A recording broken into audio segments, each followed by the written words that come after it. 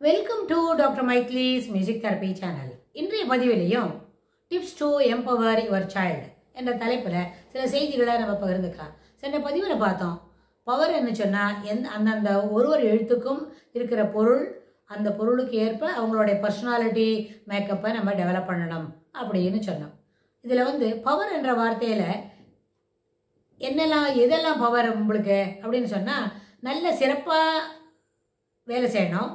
அதுக்கப்புறம் Ernst developments, அதாவது இது சிம்பிளாக ஹம்பிளாக இருக்கிறதுக்கு தெரிஞ்சுக்கணும். அப்படின்னு சொன்னால் என்ன சாப்பிட்ணும், எதெல்லாம் சாப்பிடக்கூடாது, எதெல்லாம் எந்த அளவு சாப்பிடணும். ஒரு சர்க்கரை எடுக்கணும் அப்படின்னா சர்க்கரை எவ்வளோ எடுக்கணும், அதை எப்படி எடுக்கணும், இனிப்பு எந்த மாதிரி ஒரு அளவில் நம்ம எடுத்துக்க வேண்டி வரும். ஏன்னா நம்ம சாப்பிட்ற சாப்பாட்டில் மால்டோஸ், சக்ரோஸ் அப்படின்னு எல்லாம் நம்ம சாப்பிட்ற கார்போஹைட்ரேட்டை நம்ம அது என்ன பண்ணோம், உமிழ் நீரில் அது எல்லாத்தையும் பிரித்து தரும். அப்படின்னு சொன்னால் அந்த சக்ரோஸ்ன்ற அந்த ஸ்வீட்டு எந்த அளவுக்கு நம்மளை சிறப்புப்படுத்தும், அது எந்த அளவுக்கு ப்ரீஃபரண்டல் லோ ஃபங்க்ஷன்ஸ், அதாவது காக்னிட்டிவ் எபிலிட்டிஸை எந்த அளவுக்கு என்ஹான்ஸ் பண்ணும், ஏன் அதை குறைக்கணும், இல்லைன்னா எதுக்கு அதை குறைக்கக்கூடாது, ஒய் வி ஷுட் ஹாவ் அந்த சுகரை கண்டினியூஸாக எப்படி எடுத்துகிட்டே இருக்கணும் அப்படின்னு நம்ம பார்க்கணும். அந்த கான்செப்டில் பார்க்கும்பொழுது நம்மளுக்கு பிள்ளைங்களுக்கு என்ன சொல்லிக் கொடுக்கலாம், எதெல்லாம் எவ்வளோ தூரம் எடுக்கலாம் அப்படின்னு கூட சொல்லிக் கொடுக்கலாம். ஈட்டபிள்ஸ்லாம் எப்படி இருக்கணும். அப்புறம் இந்த கான்செப்டில் இன்னொரு சொல்லணும் கேட்டால், 6 விதமான சுவை உண்டு இல்லையா? புளிப்பு, கசப்பு, உவர்ப்பு, காரம், உப்பு, இனிப்பு, இதெல்லாம் உண்டு. அப்படின்னா இந்த 6 விதமான சுவைகளும் உடம்புல பேலன்ஸாக இருந்தால் தான் நம்மளுடைய நோய் எதிர்ப்பு சக்தி திறனுடையதாக இருக்கும். நோய் எதிர்ப்பு சக்தி திறனுடையதாக இருந்தால் நம்மளாருக்கு என்ன சுகமாக இருக்கலாம். நிறைய எந்த விதமான அழுக்கு நடுவில் டஸ்ட்டு ஃபார்முக்கு உள்ளே போனால் கூட நோய் எதிர்ப்பு சக்தி அதிகமான அளவில் இருந்ததுன்னா சுகக்கேடு வராமல் தவிர்க்க முடியும். ஸோ இந்த அடிப்படையில் இந்த காரணங்களை மனசில் வச்சுக்கிட்டா நம்ம இந்த 6 விதமான சுவைகளுக்கு முக்கியத்துவம் கொடுத்து அதில் எந்த சுவை குறைவாக இருக்குது அப்படின்னு தெரிஞ்சுக்கிட்டு 6 நாளைக்கு 6 விதமான சுவைகளை நம்ம எடுத்துக்கலாம்.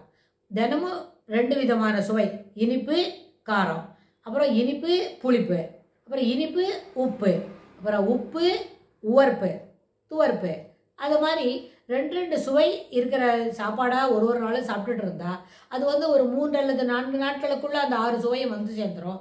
திருப்பி இட் கண்டினியூ டு ஹாவ் அந்த சைக்கிளில் அந்த சீக்வன்ஸ்லேயே நம்ம சாப்பிட்டுக்கிட்டு இருக்க முடியும். அது என்ன செய்யும்னு கேட்டால், நம்மளோட உடலில் 6 விதமான சுவைகளும் ஒரே அளவில் ஒரு சீராக இருக்கும். அப்படின்னா நோய் உட்புகாத வண்ணம் நம்மை அது பாதுகாக்கும். அப்போ என்னாச்சு, பவர்ன்றது சொன்னால் ஆரோக்கியமாக இருக்கிறது கூட சிறப்பான பவர் தான். அந்த ஆரோக்கியத்தோடு இருக்கிறதுக்கு 6 விதமான சுவைகளும் ஏற்றமுடையதாக இருக்க வேண்டாம். இதை சிறு வயது முதலே, சிறு பிராயத்திலேயே ஒரு 10 வயது முதலே இப்படியெல்லாம் உணவு உண்பது அவசியம், உணவு உண்பது அவசியம் அப்படின்னு பிள்ளைங்களுக்கு நம்ம சொல்லி கொடுத்தோம். என்ன சொன்னால் அதை அவங்க தொடர்ந்து கடைபிடித்து வரும்பொழுது வயது தாண்டி இருக்குது. இயர்லி அடல்ட்ஹுட், லேட் அடல்ட்ஹுட் அதெல்லாம் பார்த்தோமா. அப்புறம் கம்ஃபர்ட் ஜோன், ஃபியர் ஜோன் அப்படியெல்லாம் பார்த்தோம். ஃபியர் ஜோனுக்கு அப்புறம் என்ன வந்தது, லெர்னிங் ஜோன், அப்புறம் அதுபோல் சிலதெல்லாம் பார்த்தோமே. லெர்னிங் ஜோன் பார்த்தோம். அதுக்கப்புறம் ரிலாக்ஸ் பண்ணுறதுக்கு என்ன ஜோன் இருக்குது, அதுக்கப்புறம் continue to be in that. அந்த மாதிரி பார்க்கும்பொழுது அந்த எர்லி அடல்ட்ஹுட்லேயே இந்த விதமான இத்தகைய சுவைகளை கொண்ட உணவுகளை தவறாமல் எடுக்க வேண்டும் என்கின்ற ஒரு மனப்பிடிப்பு வந்துடுதுன்னு சொன்னால் ஆரோக்கிய குறைபாடு என்கின்ற வார்த்தைக்கு அங்கே இடமில்லை. அந்த கம்ஃபர்ட் ஜோன் வரும்போது சில நேரத்தில் கம்ஃபர்ட்ஸ் முக்கியமாக வேலை முக்கியமானு கேட்டால் உழைப்பு தான் முக்கியம், உழைப்புக்கு முதலிடம் கொடுக்க வேண்டும் என்கிற மனப்பான்மையை வளர்த்து கொண்டா அதுக்கு தகுந்த மாதிரி நம்ம இருக்க முடியும்.